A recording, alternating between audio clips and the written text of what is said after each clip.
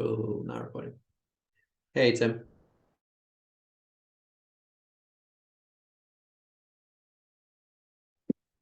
Hi, Tim.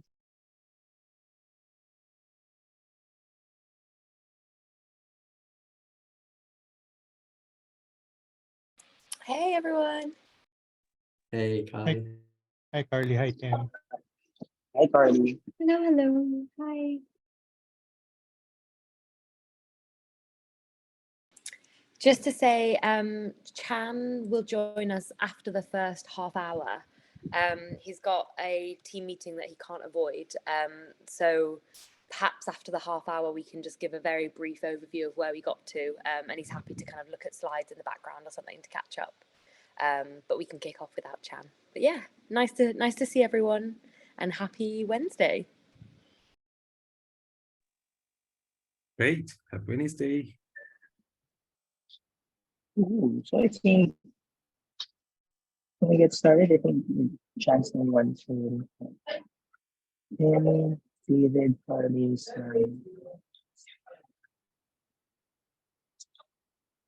Yeah, I think we're all set. Okay, let me just set up this. Hi, everyone. I'm joining you from cafe. So I think Jovi's gonna be sharing the screen. Yeah, we're happy to be here. As usual, let's start. Before we kick things off with the goals and all, we start with a quick check-in so that we can properly arrive in our space. It's one of my favorites, internal weather report. So what's your internal weather report as you arrive in this session? Could mirror your external weather climate, or it could be completely different. Whoever wants to start can start. And then we'll pass it on to the next person. Something about your connection wasn't so clear on my end. Is we are doing a weather check-in? Okay. Weather checking, internal weather report. Oh, okay. You want to start, David? Yes, I think I can start. Interesting. I think I want to give you an update about my external weather here. Of course, like the real weather, it's cloudy and almost raining. That's that. But what I bring to the meeting is sunny, warm, and it's just lovely. So that's what I bring. Right about you, Sam? Yeah, I think sort of warmish and humid. I've got some friends arriving at my house later today, so I'm a little bit nervous about it all working out for their arrival. So maybe like a cloud on the horizon, but feeling good, especially about this session. What about you, Tim? Yeah, as David, the weather here is very cold, but I'm cozy. I'm doing okay. I don't think we know what the weather will be like, because after the meeting yesterday, a lot of my colleagues are very nervous about all the changes happening in the organization. So I think the weather is depending on the winds that will blow.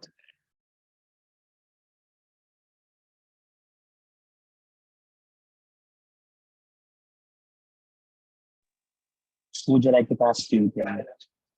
Regine? Hello, thanks, Tim. For me, I think both external and internally, it's kind of cloudy. Although, yeah, there's no rain at all. So feeling kind of calm, just a lot of focused energy. Yeah. How about you, Carly? Great, thank you. It's very hot here in the UK.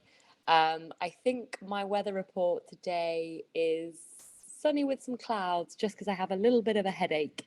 So I've turned my camera off. But on the whole, really good. And just to shed some light on what Tim shared there, we're going through an operating model update internally, which is kind of part of our transformation journey. So lots of moving parts, but all to set us in a positive direction. Just to kind of clarify what's going on our side and inside our organization. Over to Jovi. How about you? Thank you, Carly. Internal weather report, warm, humid, very tropical Southeast Asia weather. Kind of sticky near the end of the workday here in the Philippines. So yeah. But I'm here present, looking forward to this session. How about you, Jersa? Very windy, very fast. A lot of things I think that are I think mainly a lot of ideas that maybe we're keen to share with you here, but at the same time a lot of questions perhaps that we would like to focus on. So it's useful also having this session so that we can sort of articulate and give progress on what have we been learning, all of these different activities that we've been doing. Yeah, so windy for me. All right, thanks everyone. Acknowledging that we are coming from different internal climates also, so we're trying to keep it really organized also and on the space for everyone. The goal really of this session is just to give you not just to give you updates about all of the insights that we've been learning. We'll start off with that.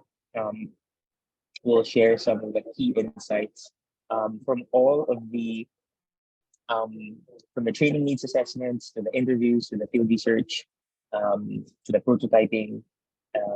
And then from that, we've actually had a chance to take those driving insights into a concept. So like phase 2 version of the prototype. So Jovi will walk you through that as well. Afterwards, we'll share with you what the update on the content outline.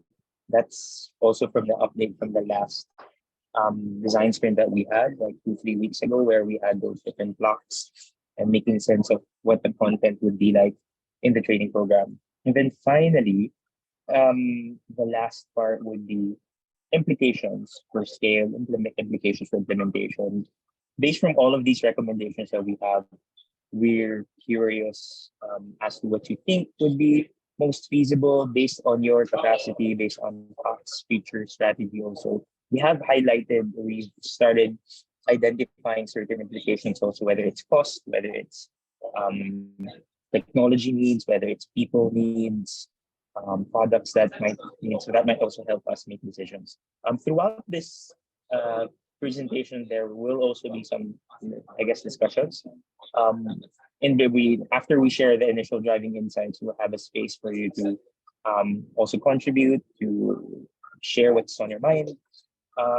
And then also to assess the recommendations at the end by looking at implications. That should set us for an hour and 30. Yeah. Cool. So let's get started. Let's start with the driving insights. So this has been, just to share that this project has been one of, I guess, the most challenging and the same way rewarding experiences for us, because we've been able to see and we've been able to gather data from a multitude of stakeholders at different levels, from learners to the trainers to you as the training team, and trying to make sense of all of these different inputs, all of the various documentation that you shared with us. After crunching our minds, thinking about, okay, how do we tell the story of what we've been learning, we came up with these 4, we can call them metaphors, we can call them like 4 key driving insights. So they're more like, I guess, themes that have emerged from all of the interviews, the training needs assessments, these design sprints. These 4 are, first, we think that the training program we can think about it as a global gathering space for advocates. That's one, space to connect, space to share. Second would be, it's a map for curious explorers, those who are a bit lurkers trying to think, what's OpenStreetMap like? What can I do? I'm not so sure what it is. Third, we think of it also as a school to build skills. So learners are looking for a school in some way, but not like a master's degree PG, CDE type of a master or degree, but like a school where they can have more structured learning and finally a toolbox for specific problems that they have. We'll share with you how we arrived at each one. Let's start with the first one, global gathering. When we were talking to a lot of you and also some of the learners as well, community was really a key theme that has emerged, whether it's learners who are looking for their space in the world of OSM, wanting to contribute or also wanting to learn from one another. If you remember in our design sprint, one of the barriers that we identified was this Lone Ranger Latif character. Basically, is these learners who are advocates of OpenStreetMap, but perhaps they lack the capacity, they lack the support, they lack the enabling environment from their community, from their organizations. They might feel disempowered, they might feel alone.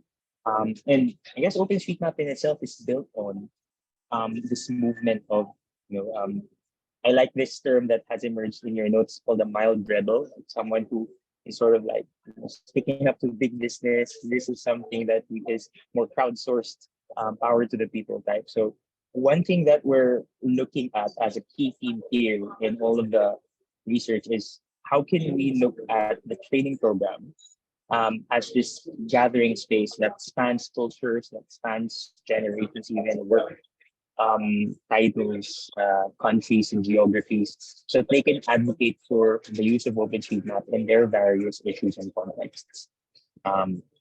So we'll share some of the more concrete features later on, but this is one theme that has emerged from all the conversations. So that's one.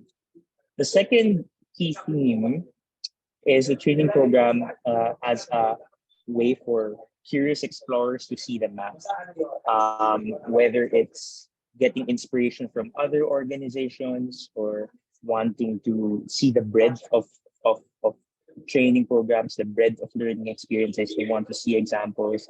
These are learners that are perhaps, there are a lot of learners who don't have prior experience or they're curious. They don't know what the oops, I see the chat. Let me just finish this and then I'll leave the chat. Sorry, I'm on mobile. Whether these are learners who are usually no prior experience in OpenStreetMap, we see the training program as like the starting line, the first step that they can see, oh, what do I need to learn? What are some competencies that might help me in order to use OpenStreetMap on my own and making it as accessible as possible, low barrier. This is something that we're really looking at here. Going into a training program that won't need them to install new software in their computers, just really understand what OpenStreetMap is and how can they use it in their work. So this is the second insight. Let me just read that. Checking from Carly, double checking when we spoke to some learners might feel. This was derived directly from the testers, not just what staff or core team said. Yes, yes. So this is a synthesis.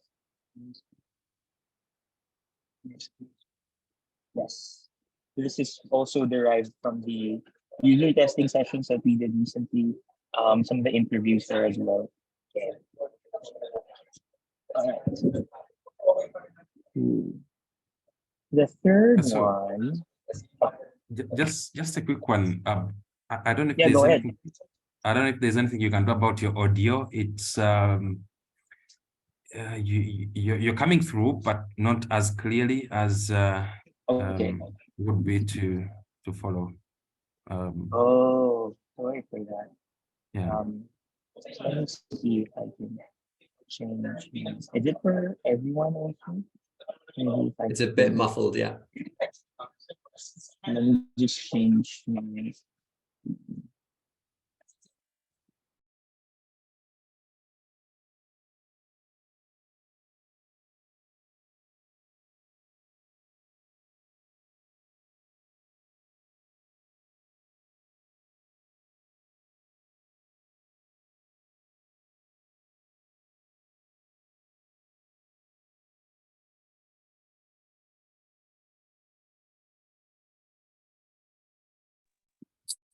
Hello, how about now?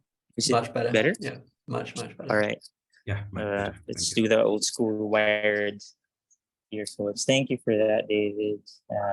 Yeah. Cool. So let's go to the third one. The third insight that we've seen is, of course, they're looking for something structured.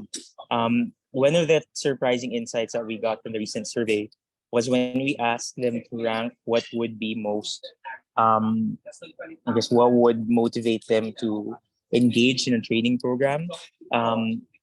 One of the main motivators is expanding their career opportunities.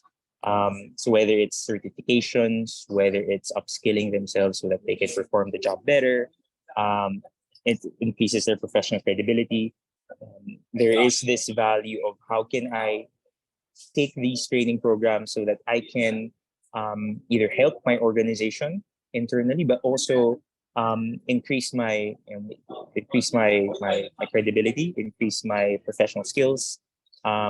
These are, and by thinking about structured learning experiences, we thought of like using the school, like an academy or a school that has certain units, that has certain pathways that are recommended for them, as opposed to those curious explorers who might just be um, lurking on like, what could you do? What are some pathways that I can learn? This is more, I guess, more suggested and more prescriptive learning experiences that they can use. Perhaps novices who are unsure where to start, or they have particular goals that they want to advance their skills, whether it's in technical OSM GIS skills or advocating or using maps and GIS data for making decision making more efficient for them. So this is one insight that we're learning, is that a lot of learners really are looking for this structured approach to building their skills. Yeah, and also by thinking about school as well, there were some learners who said that they were motivated also to learn from much more experienced experts. So featuring some subject matter expertise, which we know that HOT already has in terms of your staff members, the trainers that you already have. How can we capitalize on that? The fourth key insight. Can I ask a Yeah. question on? Yes, sure. Yeah, thank you for sharing. So a clarification on the first one. So the main motivator of learners is expanding their career opportunities. So just want to double check. Our understanding is from the data, from the conversations, from the surveys, our target audience said they would take a course of this nature or a training program of this nature because it enhances their career more than it would help them solve a problem in their job. Is that correct? I think we can, based on the recent survey, that's one of the things that where we got this insight. Maybe Reg, you want to share what are the five? So I think we asked five options there, five motivators, and we asked them to rank them. I think one is expanding their career opportunities, and there were four others. Reg, you want to share about that, so that we can add more nuance to the comparison? Yeah. Okay. This is based on the follow-up survey that we had after the user testing, and the question is, what would motivate you to complete the training? And they have to rank 5 factors, such as professional certification, opportunities for networking, guidance and mentorship of experts, expanded career opportunities, and training is affiliated with well-known institutions or organizations. So based on the results, the majority of the respondents have chosen expanded career opportunities as their first priority. Thanks, Reg. Yeah. Great. Yeah. Okay. Thank you for clarifying. That's a fair point, Carly, that I think we can look at comparing them. We don't have yet that data. As you can see, the five options did not have solving a problem. So we can, I guess this is how we can bring you in or also add more questions there. I don't know if we have data on comparing problem solving or finding a particular problem versus certification and expanding their career opportunities. That's okay. I just wanted to check kind of how this Yeah. came through as the main motivator. And just to check, Yeah, the last bullet point, so saying it addressed constraints with budget and the high cost of training. Yeah. Is that a hot consideration that it can be costly to provide training, or is that a learner consideration that it normally costs to take on a training? More the latter. It's more of a learner consideration. Okay. We thought of this, we thought of theming them together in this way because this is assuming that HOT will provide accessible training programs, or like an accessible school, whether it's a public set of course offerings. That would motivate, or that will address this big barrier, because there's I guess from our survey results and from the data, we learned that this is one of the biggest barriers that they have. If it's too costly for them to attend training, whether it's transporting themselves to a different location, or costly because it has literal program fees, high costs also of bringing training in their organization, for example, that's something that will hinder them from completing training. So we're thinking, so if there was this accessible school to build skills, like if HOT were to cater the OSM training program to be this accessible as a school, then that would address this current constraint. Thank you. Yeah, thanks, Carly. And speaking to the last part, it's interesting that you mentioned the idea of or the motivator of also solving problems, because this is the fourth key theme that we learned from the research. Is that there are also a lot of learners who want to engage in training programs, but they have a particular need. They just have something that they want to get things done. They have a problem that they want to solve. They need data, and they need to produce insight in this particular way to solve this problem, to inform this decision, to make their work better, to make their work faster.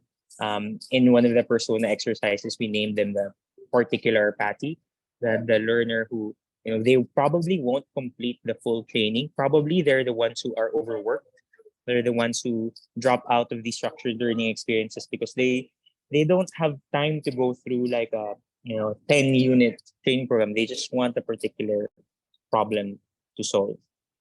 So we're thinking of this theme will, thinking about the training program as a toolbox. It's not necessarily a chatbot or an AI that will solve their problem like a Butler or a Jarvis, but it should allow the learners a certain set of tools that they can reference on their own. Like, I just need to learn X, I can get it immediately, and I can get the job done. It should enable them to do their work better, to do their work more efficiently in a more informed way.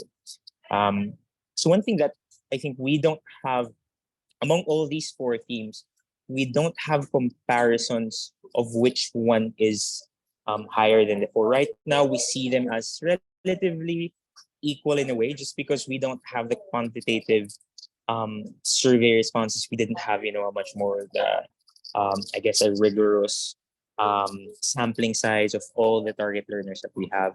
We were focused more in this phase of the research. We were focused more on going deep into their motivations, their barriers, their stories, and trying to understand how can we position the training program and use these four driving insights as a way to make decisions about the more detailed features. So that's the four key insights for now. One, we're thinking about it as a global gathering or a community of these advocates.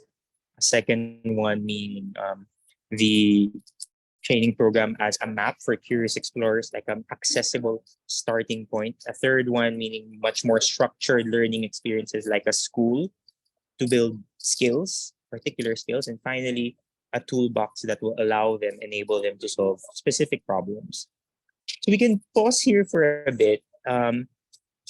In this slide deck also, if you want to spend some time also reading through some of the raw data that we've pulled out, we've also put it there in the speaker notes to help us make sense. If you want to help us make sense also, if you prefer prioritization as well. But maybe we can spend how many minutes, Jovi, to do some exploration and some open discussion around these insights before we present our key concepts surrounding the training portal. 10 minutes. I think we can. Yeah. All right. So let's do 10 minutes. We can share the link on the chat. And if you have other questions or what, we'd love to know what's on your mind also. How are these insights landing for you?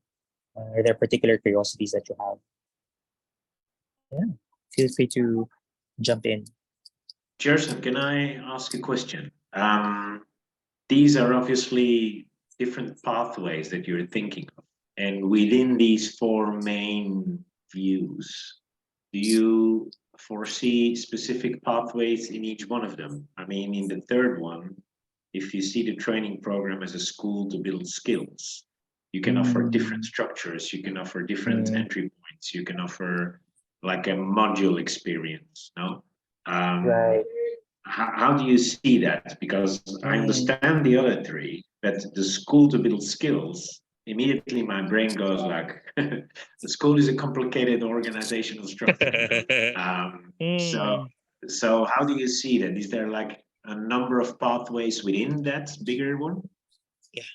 Yeah, for sure. To answer your first question, we don't, I guess not necessarily these are all four separate pathways, but these are more like larger, you can call them like a body of features or a body of approaches of how we're going to design, not just the program itself, but also the modalities.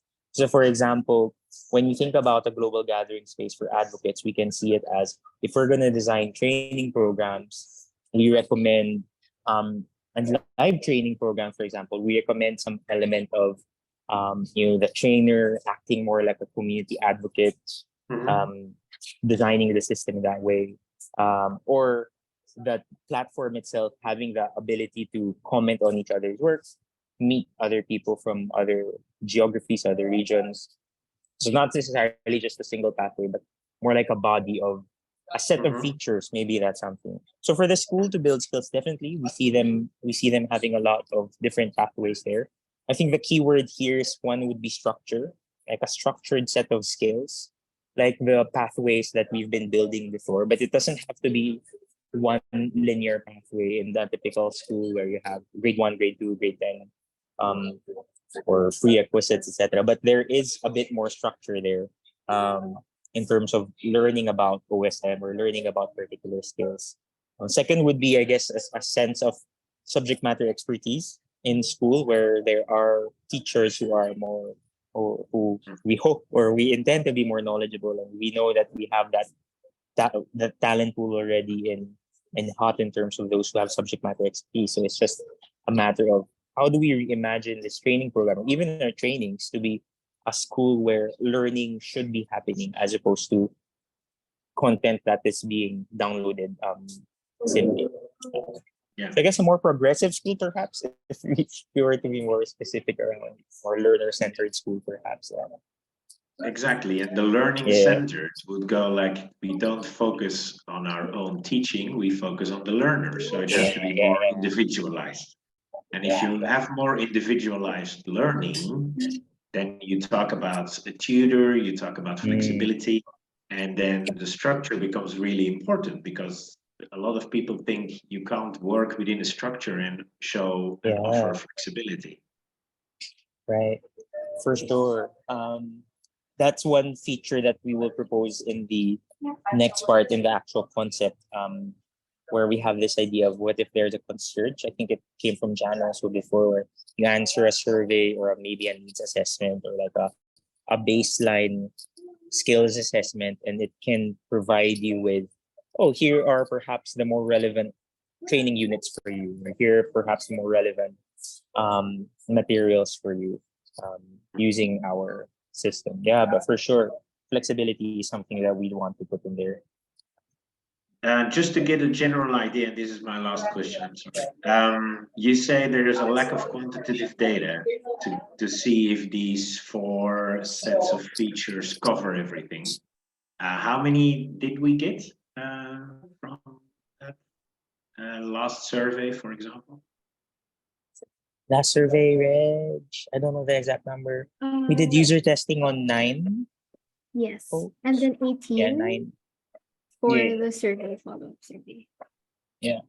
And then we also did consultations with the core team, training team, like yourself. And also we also looked at the training needs assessment that I think ESA and AP did before the surveys that was sent out before, because there was also some questions there as well. So the but I last guess survey one- was 18. Did I hear that right? Yeah, the last Yes. survey. Yeah. Okay. Yeah. So I think what we're really aiming here is, I guess, these 4 insights that when they said about quantitative data, if you do want to approach it from a lens of really finding empirical evidence, which of these 4 should, if we had to, if we had to prioritize, which of these 4 should be the primary driving insight for all of us? That would be something that right now I don't think we can answer, but I would also question it in a way that should we answer it in that way? Because one danger of doing more quantitative data is there will be a tendency for us to look for averages or majorities. These 4 somewhat are the 4 strongest themes that we've been seeing through the interviews, through the design sprints, that are distinct enough for us to consider. And we think 4 maybe, and we think 4 is a healthy number for us to consider when we're designing a training program as large as this, which involves the curriculum, which involves the platform and the modalities itself. But for sure, like if there are, we can recommend or we can think of ways if we were to really limit or prioritize that as well. And I think that Carly asked the question to the team. Although, Are there sorry, insights? David also raised his hand a while ago. I'm not sure if Oh, he still wants cool. to ask. Go ahead. Yeah, David, go ahead first, and then we can Yeah, go sure. to Carly's question. Okay. So first of all, I wanted to voice my my appreciation for these 4 because I sort of see these resonating with the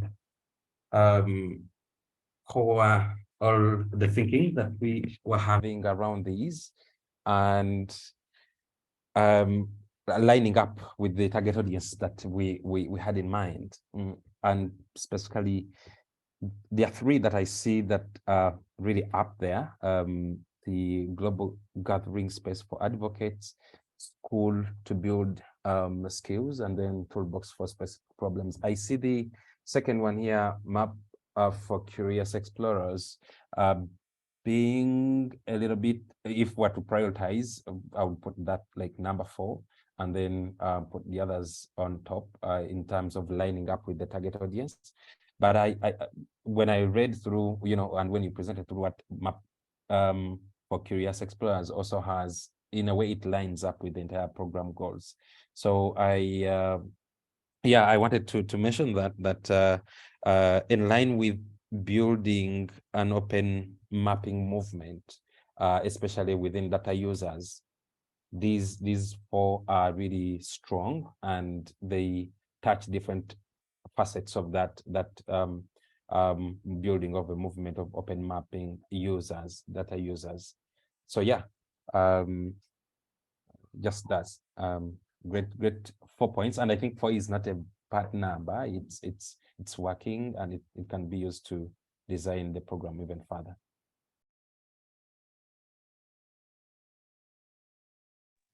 Thanks, David. Maybe that's a good segue also after sharing that they line up with the goals and some of the conversation that we've been having. To Carly's question about, are any of these surprising, or the framing of it, did any of these insights surprise you? I think Sam shared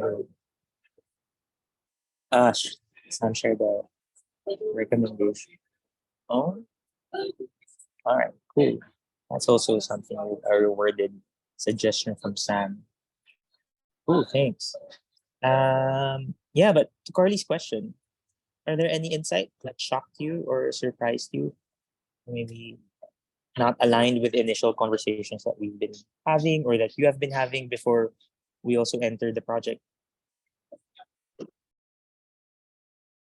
I am thinking out loud here, but I feel that as an organization, we have put a lot of emphasis in having our own toolbox, our own specific site that would solve a lot of problems. And although toolbox will solve some problems because you can put like a very basic part in there and saying like, hey, if you're a starter, this is your color. Don't touch any other of these things. So you can make it an easy going with a low barrier entrance. Definitely for the first and for the third group here that you represent, it would be a stretch to think that the toolbox would solve your problem. So we definitely need some more structure. Yeah, I think it's also similar to prior efforts. We also noted that, Sam, that we were thinking before, should we say toolbox? Because there is the hot toolbox, which is a wiki of some sort. And I think community-wise, there are a lot of documentation. There's very purposeful, searchable documentation, which is similar to what you're sharing also, Tim, that there are existing efforts around toolboxes before, whether it's the toolbox or similar toolbox type efforts, efforts that focus on specific problems.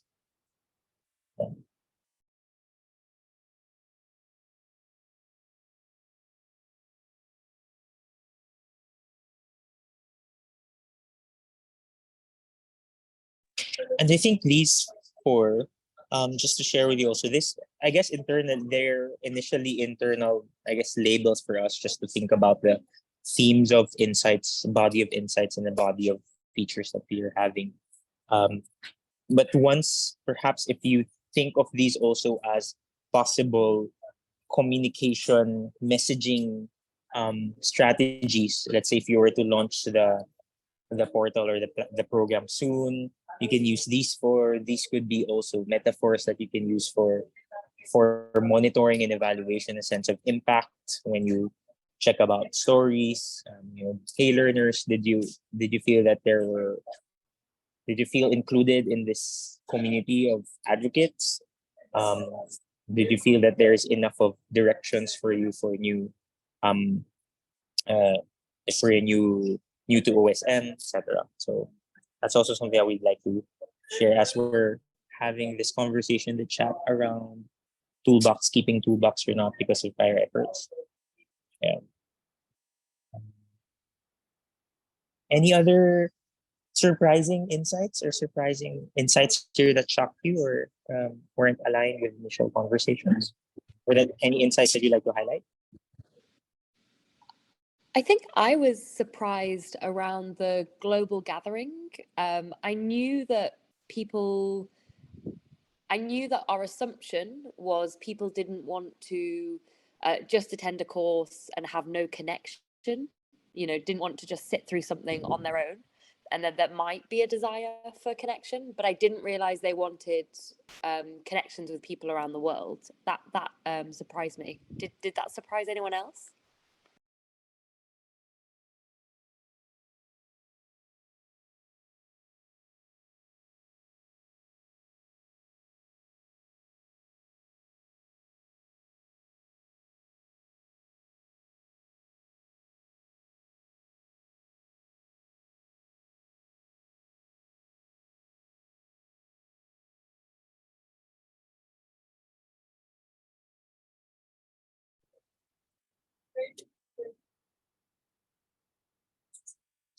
What did we think about the global gathering space for advocates? As Carly mentioned. Yeah, I think I didn't expect it to be to be as I thought it was going to be. I expected it to be more of a kind of add-on or an enhancement. But yeah, it's great. I'm really pleased that this is central and was expressed as so important as well. Yeah, it's really encouraging. I think if you look at the evidence notes also in some of their quotes, some of them coming from the prototype sessions. A lot of them really appreciated the or chose the feature in circle.so, looking at, oh, I can see other folks, other people who are maybe doing similar things. Some things also around how would other organizations do a problem that I'm doing as well.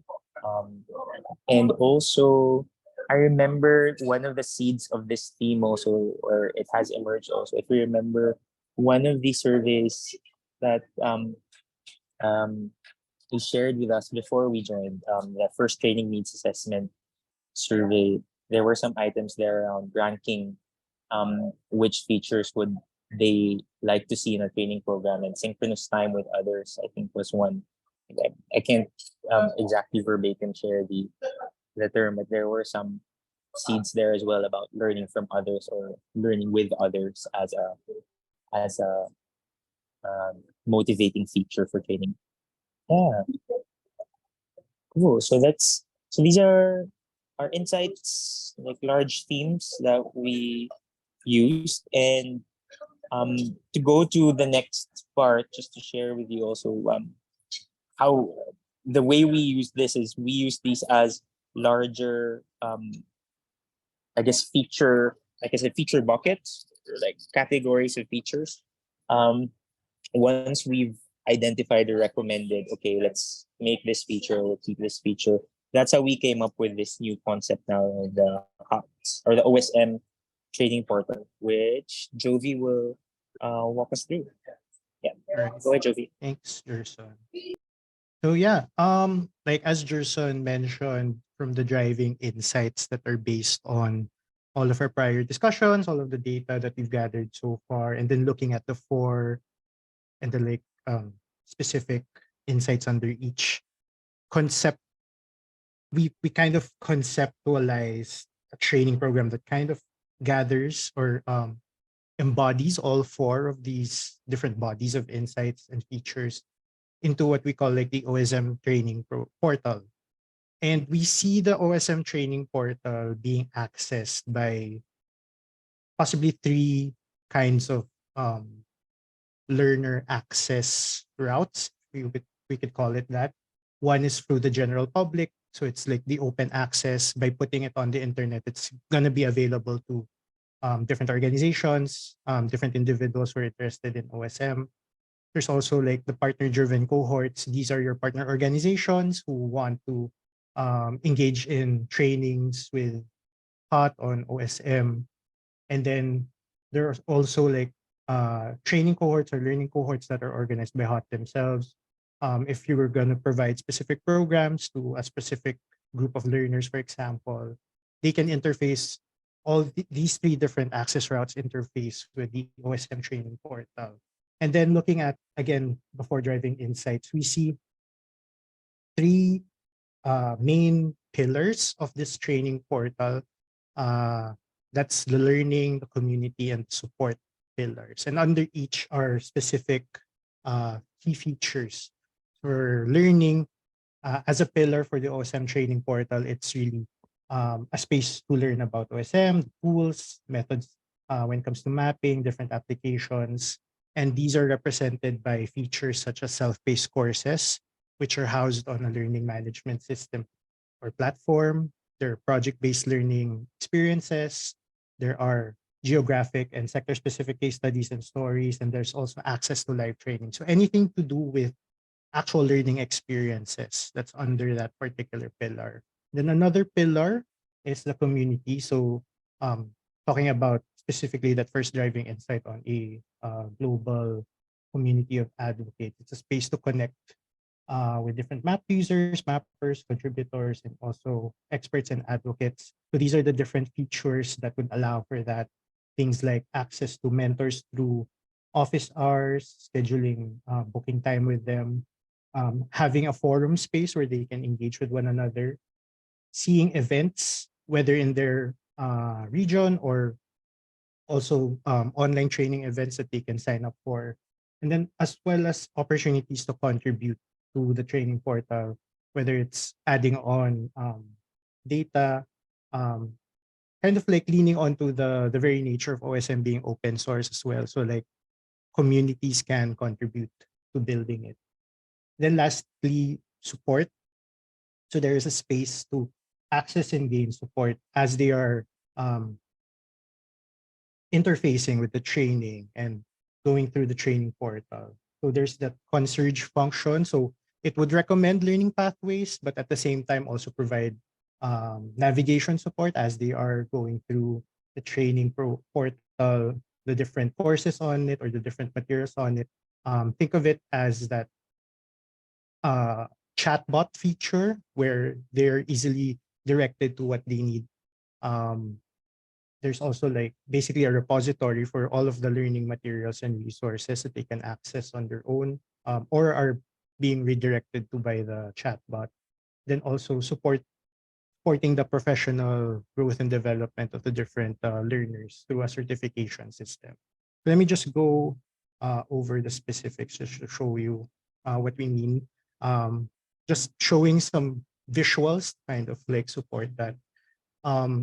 So under self-paced courses and learning management system. So coming from the insights, we know that the learners appreciate bite-sized information, again, structured learning experiences with a variety of interactions or activities, checks for knowledge, mostly video-based. So self-paced courses that appeal to learning at their own time and learning based on what they need at the moment is a key feature of that learning pillar in the training portal, as well as providing project-based learning experiences. So this is where perhaps a lot of like the contextualization and regionalization can come in. So providing specific courses or modules that perhaps use sample data from a specific region. So that would appeal to like learners in a specific context, or providing localized modules in the language of that in a particular region, for example. So those are housed under the learning pillar. Then geographic and sector specific case studies and stories. So just providing again stories to kind of ground the interest of these learners and seeing that, oh, there's a connection of OSM to the work that I'm doing, to the region that I'm in, to my context, based on all of these stories that are available. And then also providing access to the live training. So of course, seeing from the insights that there's a large preference for blended experiences. So it's a combination of both self-paced asynchronous learning as well as having live training sessions and access to an instructor guiding them through the learning experience. So that's a feature that we want to see in the training portal. Moving to the community. So again, it's a space to connect. So offering ways to access mentors through office hours, providing a way to for the learners to set appointments with and consult with experts. There's a forum space for conversations to be held, to engage with different learners, to pose questions and maybe get answers and learn from one another. And then having that space for events, seeing what's available, what's out there in their region, or what could they possibly sign up for that's being offered. And then also opportunities to contribute and give back maybe to the community through the training portal. Then lastly, space to access and gain support. So again, the concierge function, this is something that was like mentioned, I think, in the very first design sprint, something to do with like recommending learning pathways so that the learners have a directed learning experience without having like an actual live person do that for them. So perhaps something through like a quiz where recommendations can be gathered based on their responses. But also at the same time, and this is something that came from the like user testing, rather than just directly contacting an actual person to talk to, they needed something that would provide quick responses. So maybe providing a feature like a chat bot that could provide quick answers, provide that navigation support as they undergo that self-paced experience in the training portal. Another key feature under support is that repository for learning materials and resources. So these are just quick reference materials that perhaps can be called from all of the existing ones, and also like a space to perhaps house new resources and materials that are not necessarily within a learning environment, or a course or a training program. Something that would quickly address, and something that they can quickly search on their own. And then lastly, again, certification system. So providing certificates to recognize the effort, the accomplishment of the different learners. And this can be provided also at like different tiers, depending on how much they've accomplished, whether it's through the different self-paced courses or attending like a suite of courses for a particular pathway. So those are the three. And then let me just share with you like kind of a story, a user journey. What would it possibly look like for like different learners to access and interface with this training portal concept? For example, we have coming from the public, Tasha, who is a beginner mapper, who just wants to kind of find out or has a need to upskill on using OpenStreetMap. She's a newbie in her organization. She goes on the internet, does a quick search, and stumbles upon the training portal. How might they interface with that? So they could start off by browsing the training portal, what's on there, what are the key features, and then they find, oh, there's a chatbot. They interact with it. They get directed to answer this recommendation survey or assessment, and then they get recommended courses that they can take. They take those self-paced courses. They get certification. They also see that there are live training sessions that they can sign up for. So they also sign up for them and attend those training sessions. Part of the training sessions have a space for they can consult with the expert or the facilitator. So they set up time, so they book an appointment with them. They also have part of the training program is interacting through the forum space. So they interact with their co-learners or other people on the training portal. They share insights, just get to know each other and engage with one another, possibly contribute to one another as well. Then they also get certifications from that experience. So from uh, just having a need to access the training portal, having a need to upskill on OSM, and then after going through the training portal and going through the different features that are housed on there, they have an opportunity to improve their skills on using OSM, using OpenStreetMap. Another kind of like user journey that we can use or talk about, another example is, what if it's a partner-driven cohort? So, for example, IFRC wants to engage with HOT. They have a cohort of about 30 map users who want to use, or they want them to use OSM in mapping out safe zones in their communities during disasters and emergencies. How might they interact with the training portal? So of course, this is a bit more bespoke, a bit more unique to the context of the partner. So there's likely going to be a step where the organization engages with HOT to talk about, okay, how do we, using the training portal and what's on there, how might we come up with a training program that addresses our specific needs? So you finalize that training program, then you have the learners be registered as learners on that training program. They get to the training portal. They go through the different self-paced courses that are recommended for them. They engage with one another, probably on a specific forum space for them, or they're also free to like interact with other learners on the portal. They set up time with the facilitator. They engage in live training. They access the repository for other reference materials that they might need.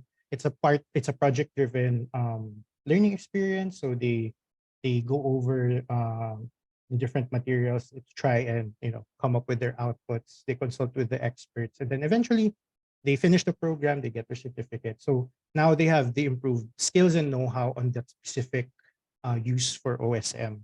So that's like kind of like the journey that this particular group of learners might undergo in interacting with the training portal. So again, it's really looking at the possibly wide range of like learners and the different needs, motivations, barriers. This is the kind of like a consolidation of our training program concept that helps address these different needs, these different journeys for them. Let me take a quick pause at this point. Okay,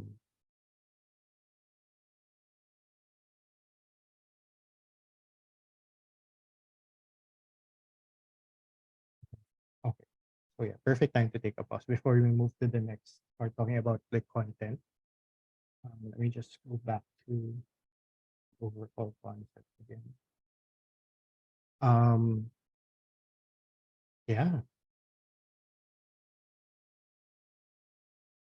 You have any questions, reactions, comments, feedback?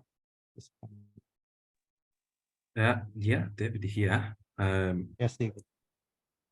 So I'm in agreement, really. And for me, this is exciting because yeah, we would be happy to get the general public having open access to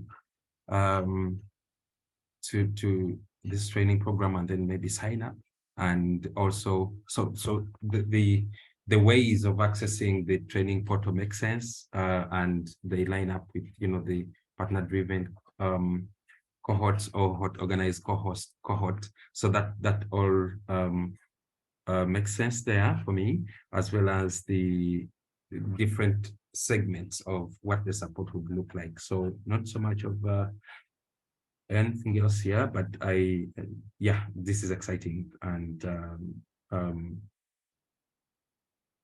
makes sense to me. Probably just to check, Jovi, these again, looking at what we have on the screen here, these would be for example, looking at learning, all of these 4 sub items here would be what is under that section of learning and community and support. Yeah. Yeah. Yes, David. So we see, for example, like self-paced courses are like the main, I guess, learning experience that you can provide through the training portal, because like a lot of the feedback that we've gotten in the research data shows like generally large preference for having access to like self-paced courses, one which they can access like maybe within their workday when they find the time to access it. But we also see like it might be a mix of not just project-based learning experiences, but some of the basic courses might be more just video-based, more acquisition of like the basic foundational concepts, and then going into like more specialized topics that would be leaning towards like project-based learning experiences. So it's going to be probably a mix of those kinds of learning experiences. But yes, those 4 are like the features under this particular section. Yeah. Cool. Exciting stuff. Yeah. Thank you, David.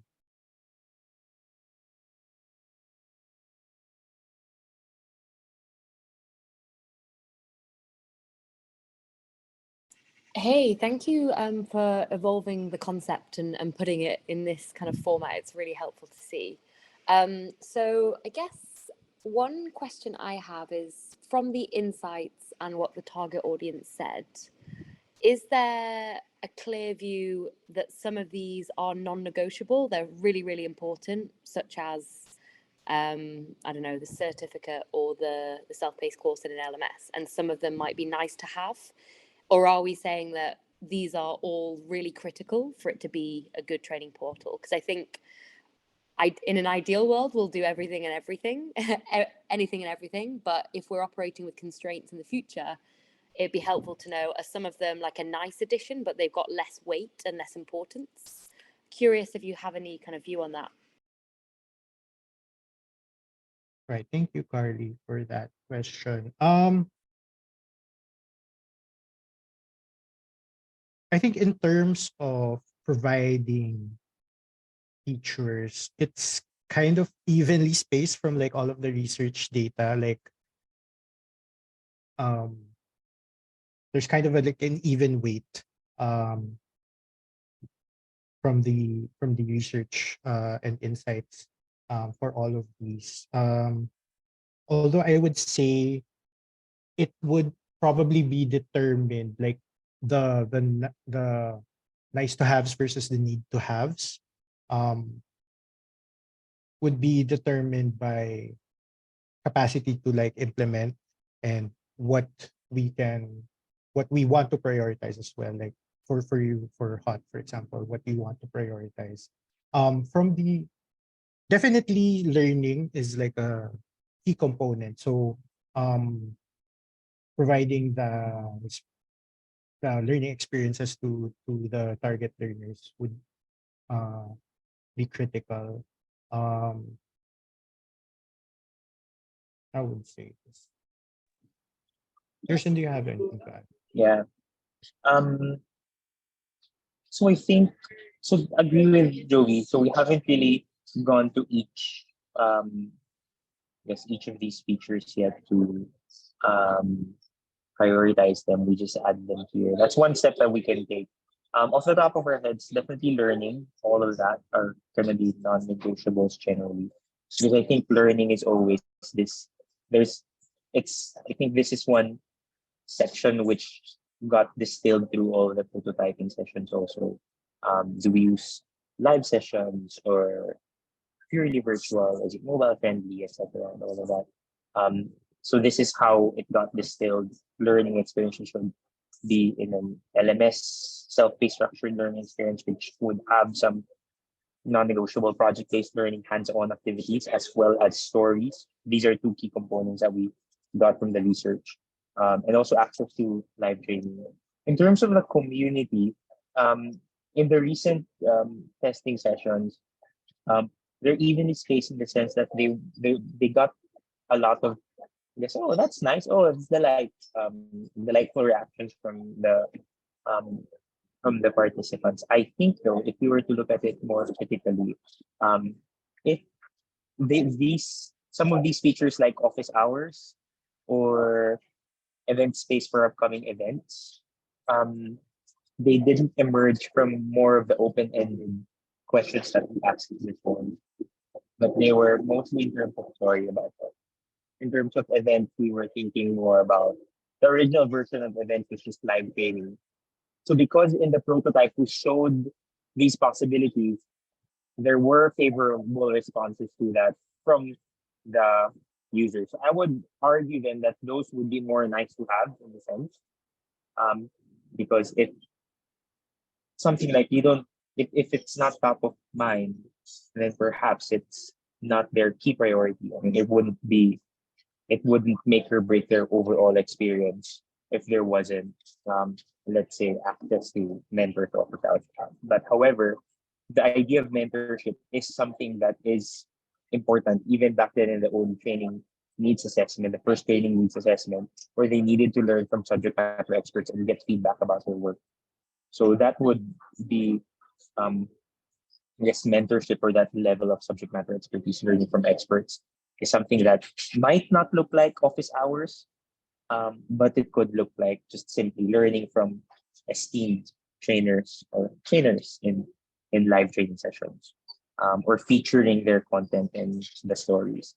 So that's how we can also approach it that way, is thinking about all of these. If we were to deprioritize or phase some of these features and really distill them into what hot would be capable to sustain, what would be scalable, then we can find strategic ways to still add value, to add the same benefits or the same value in other features as well.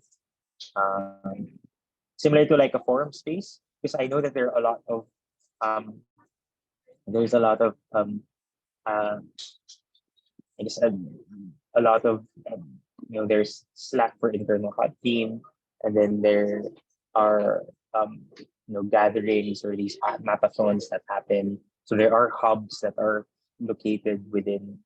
You have hubs that are connected amongst themselves.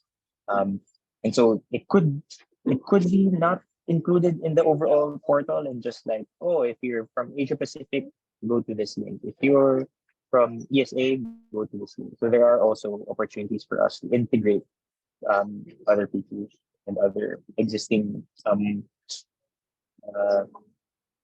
touch points, I guess. Yeah. Can I have a Yeah. recommendation or a thought process here quickly? When I see learning as one of the pillars, I immediately go, learning should be the overall arc. Yeah. We should have like an OSM learning portal and put training in one of the pillars, because for example, in community, you have event spaces for upcoming events, forum spaces, access to mentors. Those are learning strategies. Yeah. In support, you have like the repository for learning materials. You have the concierge function. Those are learning strategies. You know? So I think learning should be centered. So we, in our minds, this will help as saying like, I did a really good training session. We shouldn't be worried about our how we feel about our teaching. We should be worried about the learning from those people. So I think that if we call it OSM Learning Portal, it's more the arch that we need, because in community and in support, you have learning strategies. I just want to put it out there because I mean, I understand that there's a logic to saying it's a training portal and learning is part of that. But for me, we need to make a change in the way we think about our training and focus more on the learning. That's just, I know it's a very broad topic, but I mean, this is something that I would recommend. Yeah, I would agree. Definitely, Tim. I remember, I think, why we went to training just for the sake of this initial conversation, but also there's already the OSM Learn portal, or learnosm.org. But for sure, I think if it's just this, a naming system like with a toolbox earlier, I agree that learning should be at the center, because I think what you said here with this learning pillar here, what we mean actually are structured learning experiences, which can be described as training.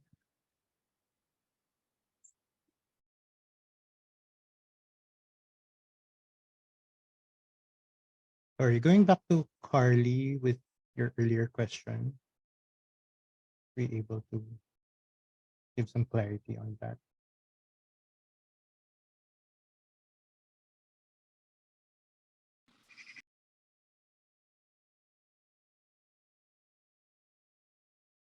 I think my question was answered, but that's okay.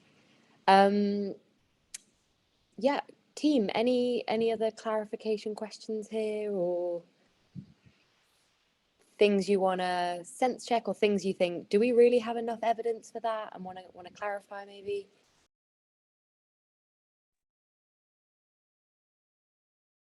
I mean, when I look at how this flows, I think overall this is looking good. But when I think about how this flows and the practical first steps for making something happen here, I see the open access route and the partner-driven cohort route both being kind of grayed out almost, and with a note saying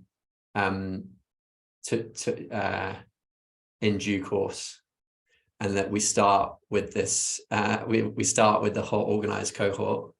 I mean, I'm not saying that you actually need to make these edits to this slide, but this is, I'm just kind of thinking, and the first time we ever implement this, it would be whole organized cohort, or whole organized cohorts, and then running through this process.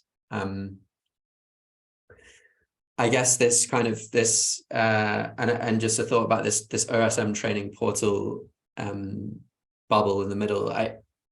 if the suggestion here with that is that that's a kind of that's a name for a public name for this, I think we'd need to think about we'd need to think very carefully about the name. I think you're right, Jess, when you say that there could be a confusion with existing resources, but we'd also need to think carefully about how we differentiate it in its objective. I think that kind of a starting point for us internally for HOT was to think that the difference with this training and learning initiative is it was focused on the users and OpenStreetMap use, and it's absent like OpenStreetMap use training, or the word usage is absent in that title. I think, you know, it might not be necessary to have it in the public name, but some way of differentiating it from existing resources, which stresses that this is focused on use, would be important to think about going forward. But I don't think, I don't think it's necessary that we come up with a name, the public name for it right now. But it's great that this is all laid out here, because it's got us thinking along these lines. Thanks. Thank you, Sam. That's been noted. At this point, these are all still like internal like names and terminologies, and thank you to like our current discussion, we can kind of explore. Yes, who is Open Mapping Hub Asia Pacific? I think that's me. So yeah, just Hi, John. I think I logged in with that account. Hi Jovi. So as like the name doesn't have to always imply OSM, or name doesn't have to imply training directly in it, but it can be a catchy name to just say that there's a learning experience, there's a skill exchange, something like that. So we don't have to strictly have the name training on it. One comment on that, and really commenting on the open access and public side of things. So we are an organization operating within the open data communities and open source communities. So if we have whatever the portal, whatever the modules that we have, if they are restrictive, I would say that like we are not fulfilling what that community is for, or within what community we are active in. So as a part of open data and open source communities, I think at least the materials should be unrestricted, open to everybody. But what we can highlight is that the skills, the experience, and the engagement, like that the documentation or the info or the materials can be accessed elsewhere, but like there needs to be something on top of that, and which is our more than 10 years worth of knowledge and experience that we have gained as the organization. And I think the star of what's to be developed should not be the material, but should be the experience, and the experience that we are exchanging with people. So that is what I'm thinking on when I'm seeing it as open access part. But there can be levels of that. For example, all of the materials can be accessible, but there might be other requirements and other processes to obtain a digitally verified certificate. For example, you can just go through that materials. Everything is open, but if you want to have a certificate, if you want to have a formalized way that you received that training, let's discuss something like that. So these are my reflections so far, looking at this page. Thank you. Thank you, Jan. Yes, Carly. Thank you. I guess, please tell me if you think I'm jumping ahead, but I'm curious if you know of examples of platforms that do all these things without relying on us to create our own website or portal from scratch. Like, would a massive open online course be an appropriate mechanism to be able to take these insights forward and host this kind of thing?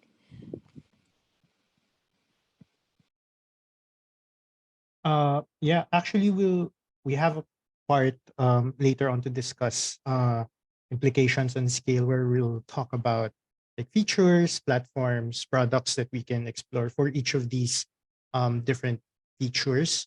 Let me just um move us along for the interest of time. Let me just cover the content outline quickly. So these are really essentially all of this is the curriculum rather that influences some of these key features, like the courses, the project-based learning experiences, the live training, also like what the concierge would recommend and what would be certified. So these are uh, the different learning units or topics that we've discussed, developed over the course of all of our design sprints. And from the, how many is this? Uh, 13 units, we also thought about like on the top row, the black bubbles. These are, we'd like to think of them as the domains. So these are like the learning objectives. What specific categories or themes would the learning units fall under? We can treat them as keywords or tags to help like organize all of the information, all of the content, and it would help us in determining again the different pathways that we recommend, the different kinds of training programs, um, whether these are specialized or like open to the public. Um, these three would be like the humanitarian context. So these are like applying OSM content and knowledge and skills onto humanitarian impact areas. There's a specific area or domain on data and technology, which is more on the technical skills and know-how of the different tools, platforms, and techniques. And then in another on analysis and advocacy. So more specifically on how to analyze, make sense of this data, to inform, to persuade, to come to decisions. So those three are what we've kind of like surfaced from the 13 learning units. These are now the discrete pieces of content, which can be its own like self-paced course. These can be like the main topics for a live training session, a different particular project or an assessment, or can also help organize like different resources. So yeah, for example, under the humanitarian context domain, these are like the different units. We have like, again, introduction to HOT and OSM, humanitarian development work with OSM, purposeful maps, data analysis and visualization, and so on.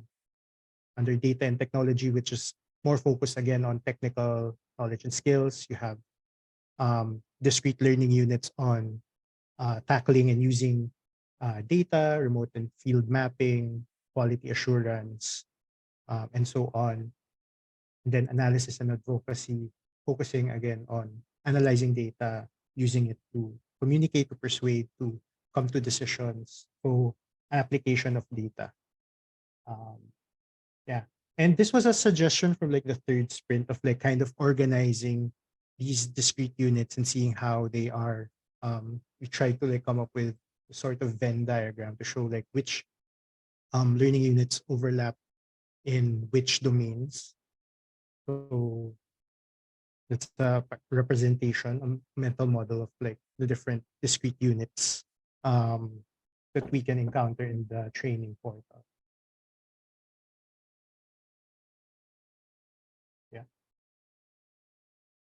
Then yeah, again, so these discrete learning units and the um, learning domains form the kind of curriculum which influence all of these different features under learning and under support within the training portal. So um, yeah, if you come across the concierge, it recommends you to go through, say, like the humanitarian context, learning domain. It might recommend all of these different units that you can take under self-paced courses. Can also line up with live training that are being offered on these particular topics as well. And then you get certified under that particular domain. And organizing it in this way also kind of introduces tiers within the certification system. So of course, you can get a certificate for each self-paced course that you accomplish or complete, but completing a set within a particular domain shows that you've kind of gathered or accomplished a particular level of expertise in that domain. So that can also be certified. That's something that we can explore within the development of this.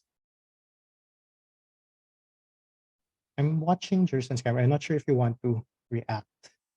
Do you have anything to? Okay, good. Great. Sorry, moving us along. We only have 7 minutes. So moving to like implications for scale and implementation. So speaking to like Carly's question earlier, we've arranged using a framework called people product process, kind of like to try and see what the implications are for each of these features under each pillar, and seeing what possible needs that we might have in terms of the people that we need to hire or need to have on our team, what kind of products do we need to subscribe to, and what processes we need to design. So those are on slides 31 to 33 on the slide deck. So you can also take a look at that. So for example, if we want to prioritize building out self-paced courses on an LMS platform, in terms of the people, we would need an LMS administrator or learning technologist to oversee that whole function, to oversee that whole system. We need people to work on, say, registration for troubleshooting, and then instructional designers or learning experience designers to work with the subject matter experts to start and craft the actual courses we're going to house on our LMS platform. In terms of product, definitely we need to invest in an LMS subscription or platform, whether finding a free platform that would fit our needs, as much of an open access kind of platform that would fit our needs, or again, investing on like a particular platform. And then also investing on media production platforms if we want to create more multimedia kinds of courses, more video-based courses. So investing in that would be a consideration. In terms of process, of course, devising the service and experience design of the LMS. How do learners arrive at the course, register for a course, go through it? How do they get the certificates? We need to be able to map out that whole process for them. Or as Jan mentioned earlier, are the courses open and auditable, meaning they can go through these courses and then, if they want to get certified, then that could be like a different conversation, a different set of experiences or processes that they would go through. That's a consideration that we have.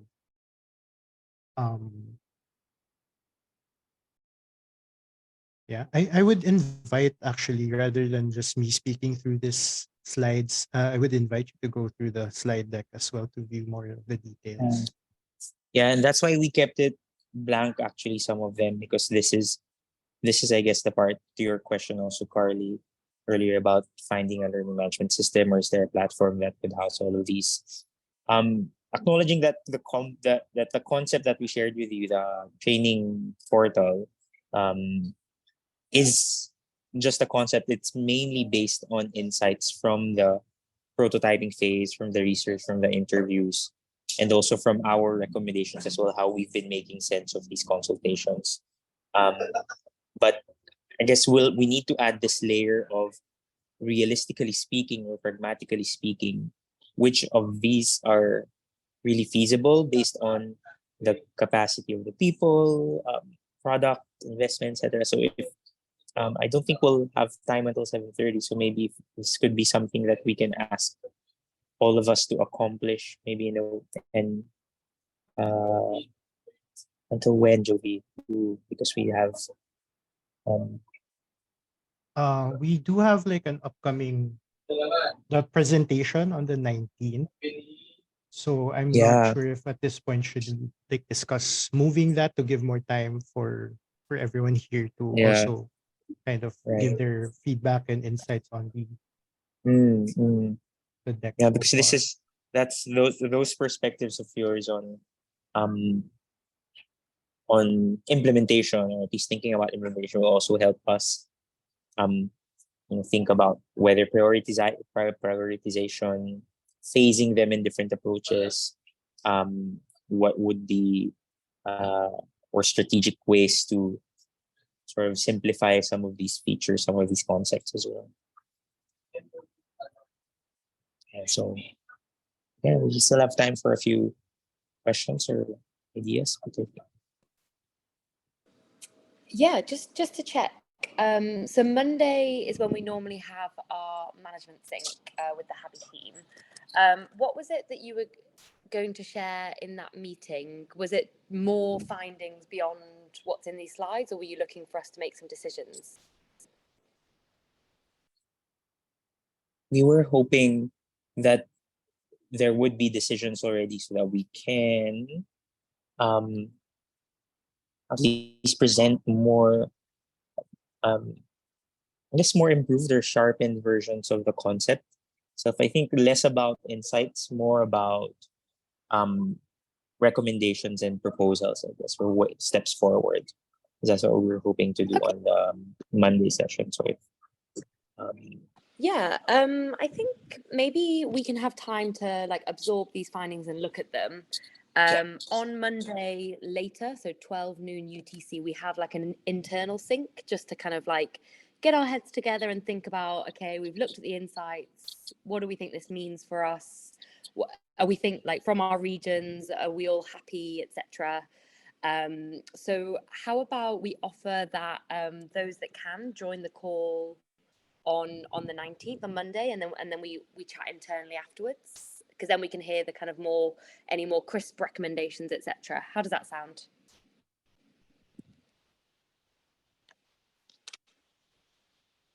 That's 7 p.m. our time.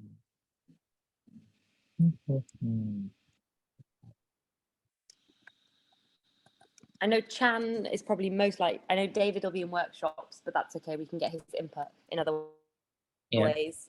But let's just see for Tim. I think it might be a little bit too early. 10 a.m. UK in Argentina is 7 a.m. What do you think, Tim? Would you rather we just kind of shared the link and chatted to you later? Carly, I started today at 7 a.m. as well, so no worries.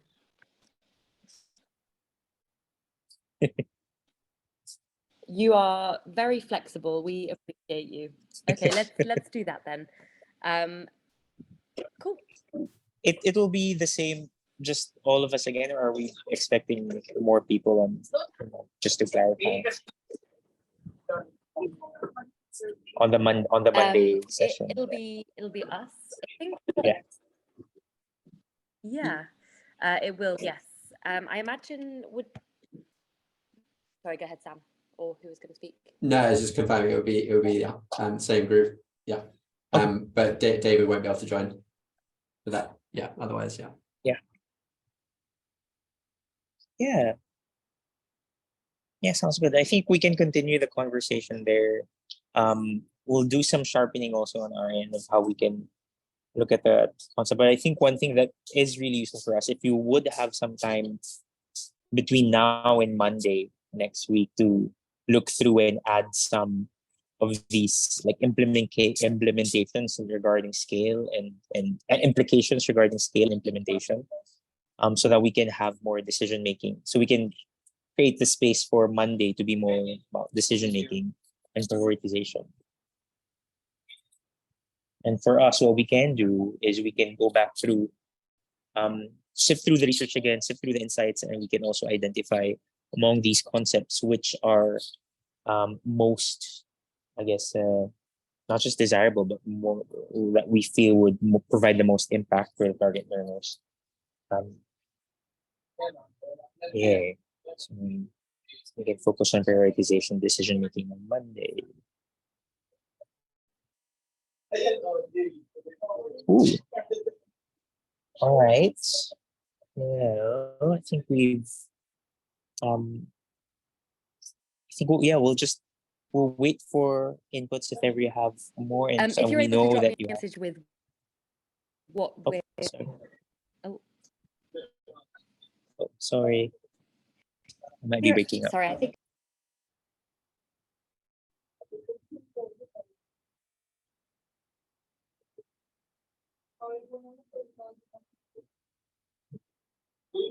Oh, okay. Maybe it's me. Am I breaking up?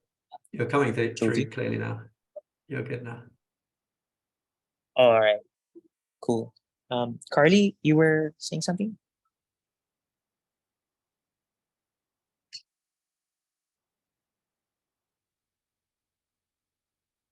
Or maybe Carly's um sending a message. Yeah, but I think for us, all right, cool. All right, cool. Yeah, for sure. Let's send a message and coordinate outside. But we'd love to, I guess, get your thoughts. Thank you for providing the space for this. I mean, we want to help you as much as possible to think about really adding more focus to these concepts. We went crazy with the ideas, as you know, like as many ideas as we can. So we're still in the process. We were to look at, I guess, the overall process of this phase. We've been going in like divergent, convergent things. These concepts that we have shared with you, they're a result of a bit more, I guess, convergent ideation again.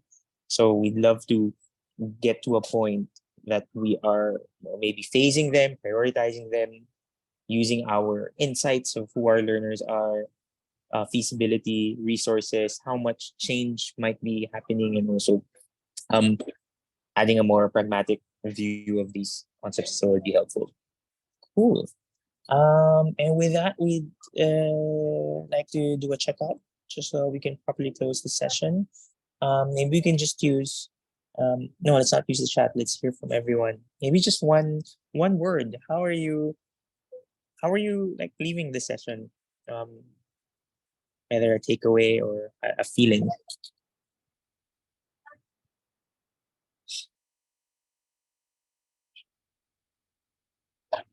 I'll start. I feel like we, Go, David. I feel like we are closer to having the training program up and running. And so the different stages, where we are now is yeah, getting us there. I'm excited about where we are now. Jan, what about you? Oh yeah, thanks. I just put in the chat saying the half informed because I have joined late, but looking at also the guidelines that we're preparing and also the talks that we've been going around, like I'm feeling quite optimistic and secure about what's to come. So yeah, that's what I'm mainly thinking. Sam?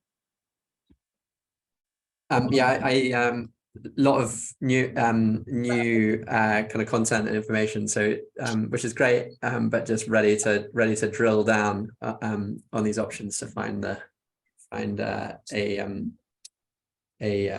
most kind of realistic and manageable solution ahead. Yeah, thanks so much. Yeah, Sam didn't mention my name, but I'm sure he meant to. I did too. I just wanted to say trust the process, because I feel that it's all coming to a good place. So trust the process. Joey? Carly's also. Yeah, let me just read Carly's yeah. chat. Thanks all, got to drop, feeling excited. It's really coming together. Thanks, Carly. Thanks, Tim. I'm buzzing from feedback, the insights, the questions from the core team. Kind of ready to sharpen also our training concept. How about you, Regine? Thanks, Jovi. Same with you, actually. It's also exciting to just weave our perspectives together. And yeah, just overall excited for that. How about you, Jason? Me, my word is editing. There's a lot of editing. I think we have great starting material. Yeah. Yes, Yeah, Jan. everyone. Yeah, Jan. Would you like to say Yeah, something? yeah, Right. yeah, yeah. It's because like we had a training session yesterday within the school university club sponsorship program that we're running. It was a Skillshare, and the data quality person working with me, preparing for the training, he said that he went through the short version of the guidelines, and he tried his best to prepare for the training by looking at the guidelines. So I just wanted to share that with you. Oh, that's awesome. Thanks, Jan. Hopefully it was helpful. Yeah, nice. It We was, like thank the. you. Yeah, I'm looking Yeah, forward we to the like. longer version. Oh, yeah, that's wonderful. Thank you. Maybe we can get early feedback from them as well. But yeah, wonderful. Thanks, Jan. Lovely. All right. Well, I think that is it. Thank you, everyone. See you on Monday. Yeah, and feel free to add any comments on the document. See you all next week. Thanks Have so a great much. day. Everyone. Thank you Cheers, so goodbye. much. Thank you, everyone. Bye Well bye. done. Thanks for Thank helping. you. Speak Bye. soon. Bye-bye. Bye bye bye bye bye bye.